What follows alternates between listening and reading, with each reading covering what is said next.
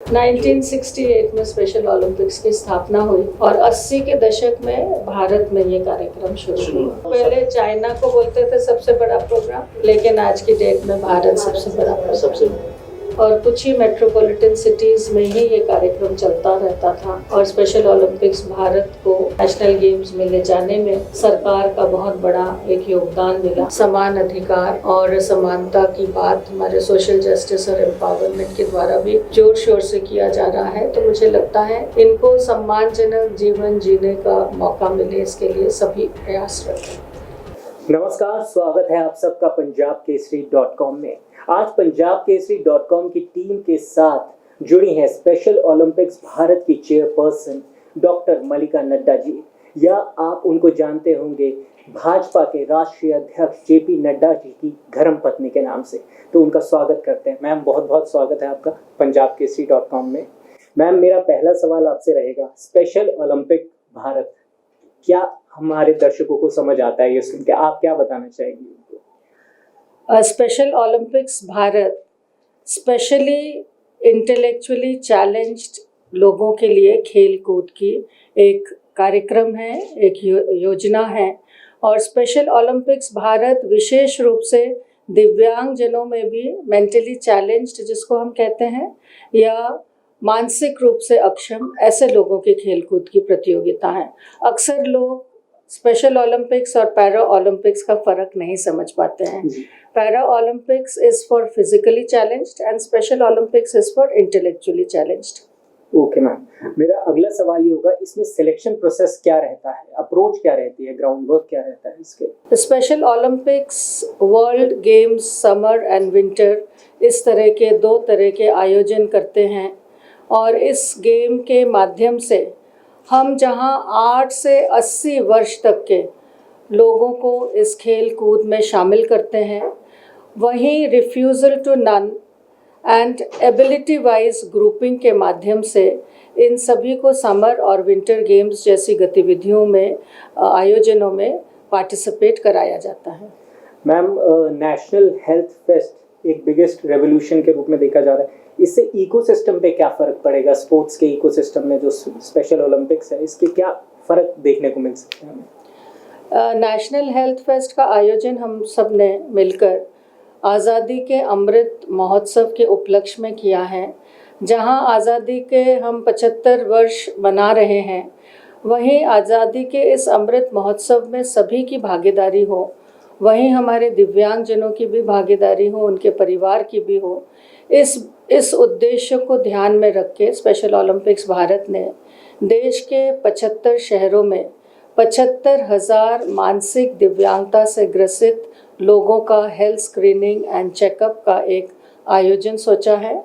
इसके माध्यम से जहां हम आगे चल के 750 sports centres for differently abled setup करना चाहते हैं, वहीं इस पूरे कार्यक्रम के आयोजन में लगभग 7,500 मेडिकल प्रोफेशनल्स की भी ट्रेनिंग स्पेशल ओलंपिक्स भारत ने की है।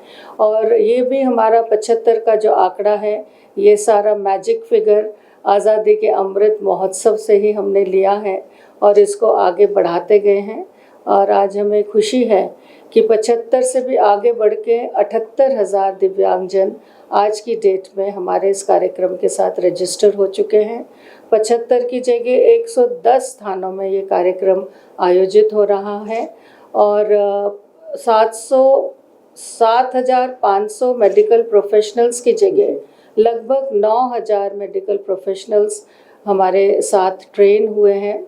और हमारा सबसे बड़ा जो आयोजन है 7 तारीख को, वो मोदी स्टेडियम गुजरात में, अहमदाबाद में है, जहां लगभग 10,000 दिव्यांगजनों का हेल्थ चेकअप और स्क्रीनिंग होगा। फिट 5 का एक आयोजन भी इसमें रखा गया है फिटनेस की दृष्टि से। और हम Limca book of record, Guinness book of record, world talent record, इन सब के लिए प्रयास कर रहे हैं। हमको एशिया बुक ऑफ रिकॉर्ड का अवार्ड ऑलरेडी मिल चुका है। और फिटनेस के दृष्टि से 75,000 बच्चों का फिटनेस कार्यक्रम 7 तारीख को होने वाला है सभी स्थानों में। ओके। और 7,500 जो मेडिकल प्रोफेशनल्स हमने ट्रेन किए हैं उसके लिए हमको लिम्का बुक ऑफ रिकॉर्ड का अवार्ड मिल चुका है। और स्क्रीनिंग के साथ साथ फिट 5 के साथ साथ हम डेंटल चेकअप भी इतनी बड़ी संख्या में जो इंटेलेक्चुअली चैलेंज्ड का करेंगे, वो भी एक वर्ल्ड रिकॉर्ड बनेगा।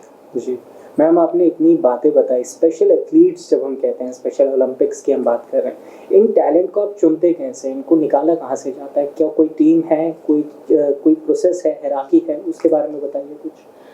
आप सबको शायद पता होगा कि स्पेशली एबल्ड जितने लोग हैं, आज इंक्लूसिव एजुकेशन की जब हम बात करते हैं तो इनको स्कूलों में, नॉर्मल स्कूलों में नॉर्मल बच्चों के साथ पढ़ाने की कोशिश हो रही है, बात हो रही है, इंक्लूसिव एजुकेशन की बात हो रही है। वहीं इन स्पेशल बच्चों के लिए बहुत सारे इंस्टीट्यूशंस हैं जो स्पेशल स्कूल्स चला रहे हैं। तो सर्व शिक्षा अभियान के माध्यम से जो रजिस्टर्ड ऐसे दिव्यांगजन हैं, जो स्पेशल स्कूल्स में रजिस्टर्ड दिव्यांगजन हैं, और अदरवाइज़ जो स्पोर्ट्स एंड गेम्स के साथ जुड़े हुए किसी स्तर पे भी है, उन सब का हम स्टेट लेवल पे रजिस्ट्रेशन करते हैं। हमारे स्टेट जो बॉडीज़ हैं, चैप्टर्स हैं, वो इनको आइडेंटिफाई करती हैं। कोचेस ट्रेनिंग प्रोग्राम होते हैं, पेरेंट्स ट्रेनिंग प्रोग्राम होते हैं, वॉलंटियर ट्रेनिंग प्रोग्राम होते हैं, और इन सब के माध्यम से हम इनको इधर इस तरह के मेडिकल कैंप्स के माध्यम से आइडेंटिफाई कर लेते हैं, या स्कूल्स, कॉलेजेस, और अब तो सेंसस रिपोर्ट में भी दिव्यांगजनों के एक रजिस्ट्रेशन का प्रोसेस आ गया है। तो इन्हीं के माध्यम से हम इनको अपने स्पेशल ओलंपिक्स के ऑर्गेनाइजेशन से रजिस्टर करके खेलने का अवसर देते हैं। ठीक है मैम, अभी बीते कुछ सालों में कोरोना की महामारी है, इसको लेकर क्या तैयारी है कि आगे कोई अभी भी वेव देखने को मिल जाए हमको? तो ऐसे हम क्या मान सकते हैं कि इस टीम के लिए या इस ऑर्गेनाइजेशन ने क्या तैयारी करके रखी है इस पैंडेमिक के लिए? देखिए, ये जो इतनी बड़ी महामारी जिसको पूरे विश्व ने देखा, उसमें भारत ने सबसे अहम भूमिका वैक्सीनेशन के निर्माण में की है।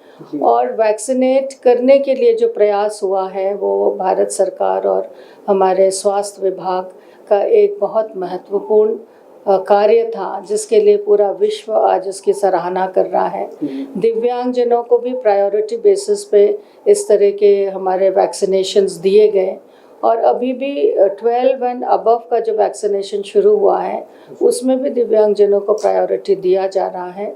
और वैक्सीनेशंस तो सभी को उपलब्ध है और सभी इसको प्राप्त भी कर रहे हैं। और पैंडेमिक से जो हम लोगों को आगे सोचने का है वही है कि सावधानी ही इसके लिए सबसे बड़ा विषय है।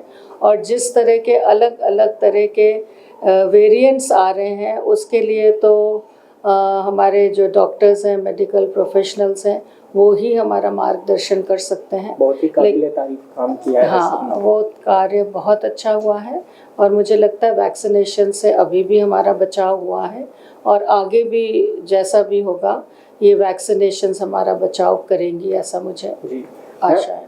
स्पेशल ओलंपिक भारत में जो पार्टिसिपेंट्स हैं, उनके फ्यूचर के बारे में अगर हम पूछें कि उनका फ्यूचर कैसे सिक्योर रहने वाला है, कि उनको आगे और क्या क्या चीज़ें, जब तक वो भाग ले रहे हैं उस चीज़ में, तब उनको क्या चीज़ें मिलती रहेंगी, क्या चीज़ें अवेलेबल रहेंगी, उसके आगे अगर वो छोड़ना चाहें या छोड़ दें उसके बाद क्या चीज़ उनको? आत्मनिर्भर भारत की जहां हम बात करते हैं, वहां सभी के लिए आत्मनिर्भर होना ये बहुत आवश्यक है, चाहे वो सामान्य व्यक्ति है, चाहे वो दिव्यांगजन है।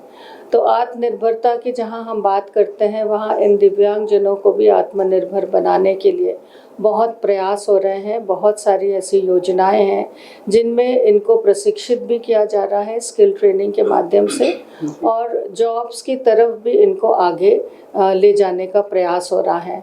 अभी केंद्र सरकार ने जॉब रिजर्वेशन 3% से 4% दिव्यांगजनों के लिए कर दिया है। और स्पोर्ट्स के फील्ड में जो भी अवार्ड प्राप्त करते हैं, जो मेडल्स प्राप्त करते हैं, जहां उनको कैश अवार्ड दिया जाता है, वहीं उनको जॉब में भी प्लेसमेंट देने का एक सरकार की योजना है, जिसके अंतर्गत इनको रोजगार का भी प्रावधान है। लेकिन यहाँ हम अगर मानसिक दिव्यांगजनों की बात करें तो ये प्रावधान उन पे अभी लागू नहीं हुआ है। तो हम इस कार्यक्रम के माध्यम से इन विषयों को भी आगे बढ़ाने का प्रयास कर रहे हैं कि दिव्यांगजनों के लिए भी रोजगार का प्रावधान होना चाहिए। और स्पेशली हमारे जो मेडलिस्ट बच्चे हैं, जो विश्व खेलों में एक विशेष स्थान प्राप्त करके आते हैं, उनको भी सामान्य खिलाड़ियों के तर्ज पे जहां इनको अवार्ड्स दिए जाते हैं, वहीं इनको रोजगार में भी स्थान मिले। मैम, मेरा आखिरी सवाल आपसे रहेगा कि अगले 5 साल में स्पेशल ओलंपिक्स का क्या फ्यूचर है आपकी नज़र में? अगले 5 साल की बात करें या आने वाले सभी समयों के लिए, स्पेशल ओलंपिक्स एक खेलकूद का माध्यम है जिसके द्वारा हम जहां इन विशेष लोगों को एक मनोबल बढ़ाते हैं, वहीं उनको आत्मनिर्भर बनाते हैं और समाज की मुख्य धारा से जोड़ते हैं। तो इसका फ्यूचर अगर हम देखें तो हमने जैसे अपने कार्यक्रम में कहा है कि 750 स्पोर्ट्स सेंटर्स डेवलप करना, तो मुझे लगता है 250 स्पोर्ट्स सेंटर्स की जो हमारी योजना है वो 3 साल तक तो हम ये स्पोर्ट्स सेंटर्स डेवलप करने का प्रयास करेंगे, जहां स्पेशलाइज्ड कोचेज़ हों, इन कोचेज़ को सैलरी मिले और ये कोचेज़ हमारे स्पेशल एथलीट्स को स्पेशल ओलंपिक्स के गेम्स की ट्रेनिंग दे सके और ज़्यादा से ज़्यादा प्रतिभागी हमारे नेशनल लेवल पे जा सके, इंटरनेशनल लेवल पे जा सके। ये हमारा प्रयास रहेगा और ये आत्मनिर्भर बने, इसके लिए उनके सेल्फ एम्प्लॉयमेंट की जो कोशिश होनी चाहिए वो हम सबको मिल के करने की ज़रूरत है, क्योंकि मानसिक दिव्यांगजन की अलग अलग एबिलिटीज़ होती हैं और उनके एबिलिटी के हिसाब से उनको ट्रेन करने की और उनको आगे बढ़ाने की आज बहुत आवश्यकता है। और हम समाज के प्रत्येक वर्ग से यही निवेदन कर रहे हैं कि वो आगे आए और ईच वन टीच वन जैसे हम करते हैं, ईच वन रीच वन हम ऐसा कहना चाहेंगे कि हम सब अगर एक को भी रीच करते हैं तो मुझे लगता है हम समाज में बहुत बड़ा परिवर्तन ला सकेंगे और इनके जीवन में परिवर्तन ला सकेंगे, इनको आत्मनिर्भर बना सकेंगे और इनको एक सम्मानजनक ज़िंदगी मिले, इसके लिए हम प्रयास कर सकेंगे। मैम, बहुत बहुत धन्यवाद पंजाब केसरी.com की टीम से जुड़ने के लिए। धन्यवाद।